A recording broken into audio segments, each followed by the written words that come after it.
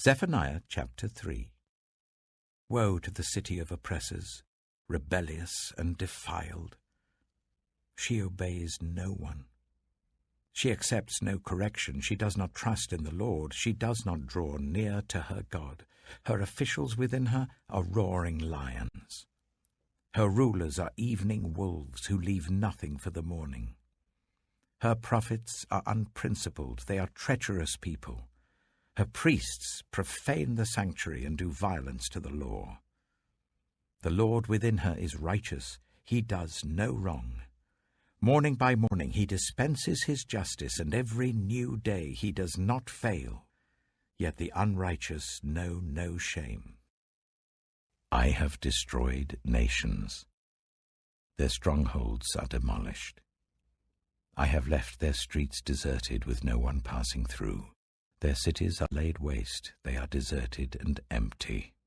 Of Jerusalem I thought, surely you will fear me and accept correction. Then her place of refuge would not be destroyed, nor all my punishments come upon her. But they were still eager to act corruptly in all they did.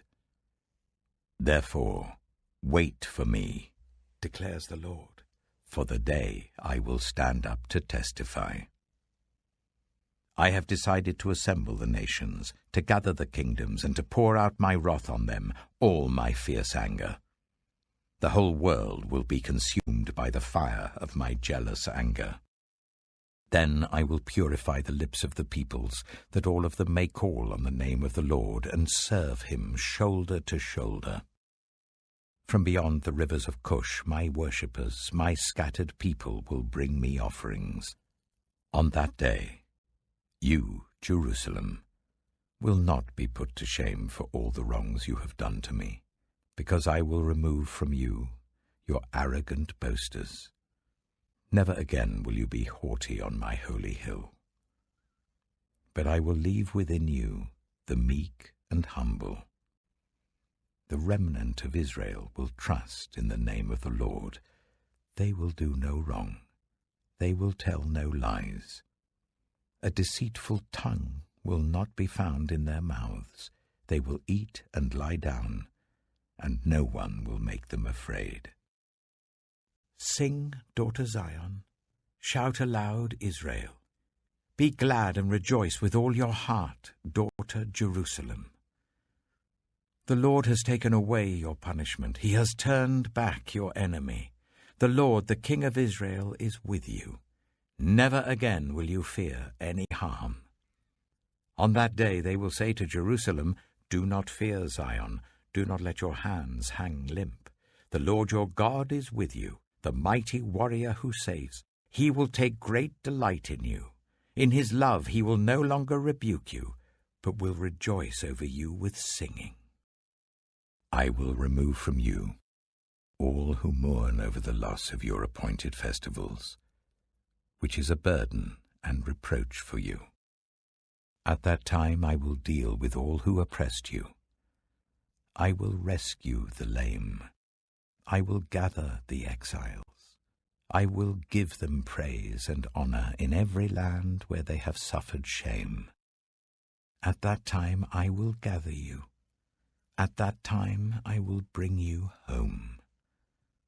I will give you honor and praise among all the peoples of the earth, when I restore your fortunes before your very eyes, says the Lord. The Book of Haggai. Haggai chapter 1. In the 2nd year of King Darius, on the 1st day of the 6th month, the word of the Lord came through the prophet Haggai to Zerubbabel, son of Shealtiel, governor of Judah, and to Joshua, son of Jozadak, the high priest. This is what the Lord Almighty says. These people say, the time has not yet come to rebuild the Lord's house. Then the word of the Lord came through the prophet Haggai. Is it a time for you yourselves to be living in your panelled houses, while this house remains a ruin? Now this is what the Lord Almighty says. Give careful thought to your ways. You have planted much, but harvested little. You eat, but never have enough. You drink, but never have your fill. You put on clothes, but are not warm. You earn wages, only to put them in a purse with holes in it. This is what the Lord Almighty says. Give careful thought to your ways. Go up into the mountains and bring down timber and build my house, so that I may take pleasure in it and be honored, says the Lord. You expected much, but see, it turned out to be little. What you brought home, I blew away. Why? Declares the Lord Almighty. Because of my house, which remains a ruin, while each of you is busy with your own house. Therefore, because of you, the heavens have withheld their dew and the earth its crops. I called for a drought on the fields and the mountains, on the grain, the new wine, the olive oil, and everything else the ground produces, on people and livestock, and on all the labor of your hands. Then Zerubbabel, son of Shealtiel, Joshua, son of Jozadak, the high priest, and the whole remnant of the people obeyed the voice of the Lord their God and the message of the prophet Haggai, because the Lord their God had sent him, and the people feared the Lord. Then Haggai, the Lord's messenger, gave this message of the Lord to the people. I am with you, declares the Lord. So the Lord stirred up the spirit of Zerubbabel, son of Shealtiel, governor of Judah, and the spirit of Joshua, son of Jozadak, the high priest, and the spirit of the whole remnant of the people. They came and began to work on the house of the Lord Almighty their God, on the 24th day of the 6th month, in the 2nd year of King Darius. Haggai chapter 2. On the 21st day of the 7th month, the word of the Lord came through the prophet Haggai. Speak to Zerubbabel, son of Shealtiel, governor of Judah, to Joshua, son of Jozadak, the high priest, and to the remnant of the people. Ask them, who of you is left who saw this house in its former glory? How does it look to you now? Does it not seem to you like nothing? But now be strong, Zerubbabel, declares the Lord. Be strong, Joshua, son of Jozadak, the high priest. Be strong, all you people of the land, declares the Lord, and work, for I am with you, declares the Lord Almighty. This is what I covenanted with you when you came out of Egypt, and my spirit remains among you. Do not fear. This is what the Lord Almighty says. In a little while, I will once more shake the heavens and the earth, the sea and the dry land. I will shake all nations, and what is desired by all nations will come, and I will fill this house with glory, says the Lord Almighty. The silver is mine, and the gold is mine, declares the Lord Almighty. The glory of this present house will be greater than the glory of the former house, says the Lord Almighty, and in this place I will grant peace, declares the Lord Almighty. On the 24th day of the 9th month, in the 2nd year of Darius, the word of the Lord came to the prophet Haggai. This is what the Lord Almighty says. Ask the priests what the law says. If someone carries consecrated meat in the fold of their garment, and that fold touches some bread or stew, some wine, olive oil, or other food, does it become consecrated? The priests answered, No.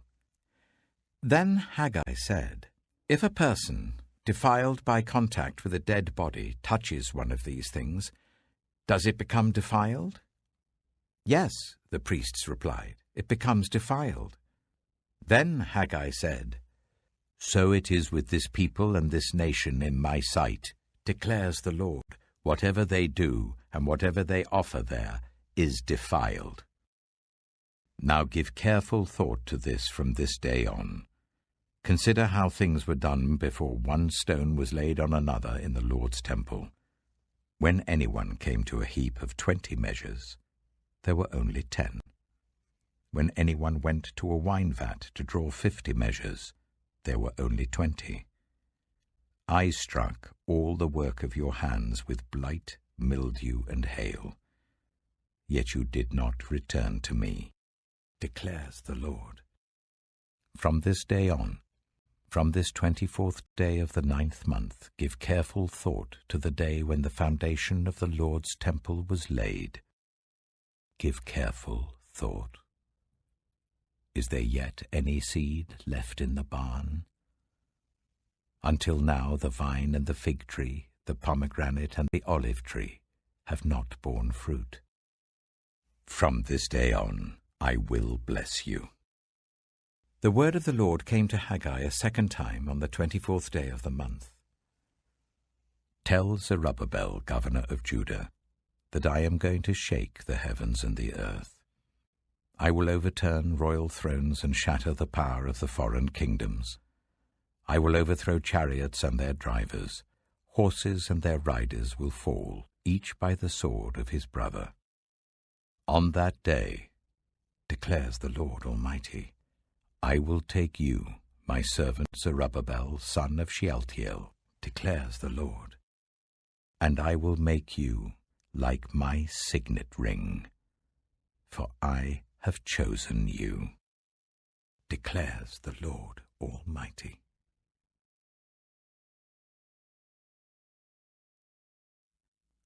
Revelation chapter 17.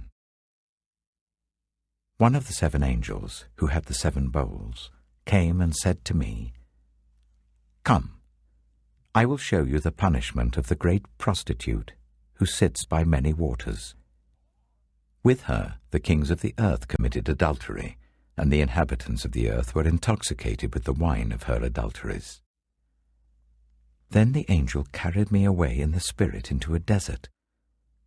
There I saw a woman sitting on a scarlet beast that was covered with blasphemous names and had 7 heads and 10 horns. The woman was dressed in purple and scarlet and was glittering with gold, precious stones and pearls. She held a golden cup in her hand, filled with abominable things and the filth of her adulteries. The name written on her forehead was a mystery: Babylon the Great, the mother of prostitutes, and of the abominations of the earth. I saw that the woman was drunk with the blood of God's holy people, the blood of those who bore testimony to Jesus. When I saw her, I was greatly astonished. Then the angel said to me, Why are you astonished? I will explain to you the mystery of the woman and of the beast she rides, which has the 7 heads and 10 horns. The beast which you saw once was, now is not, and yet will come up out of the abyss and go to its destruction. The inhabitants of the earth, whose names have not been written in the book of life from the creation of the world, will be astonished when they see the beast, because it once was, now is not, and yet will come. This calls for a mind with wisdom.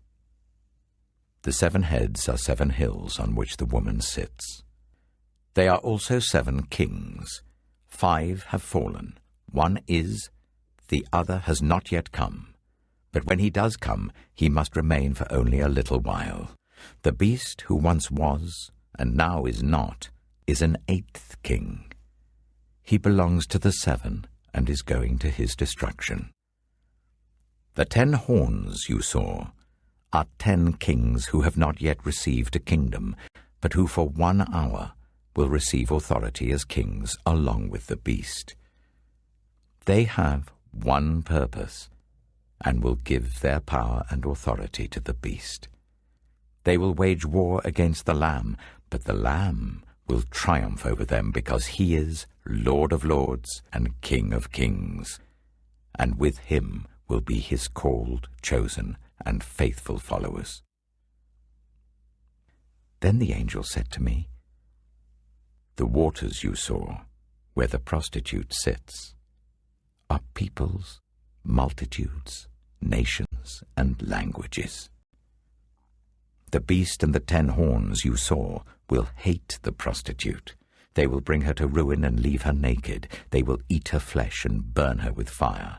For God has put it into their hearts to accomplish his purpose by agreeing to hand over to the beast their royal authority until God's words are fulfilled. The woman you saw is the great city that rules over the kings of the earth.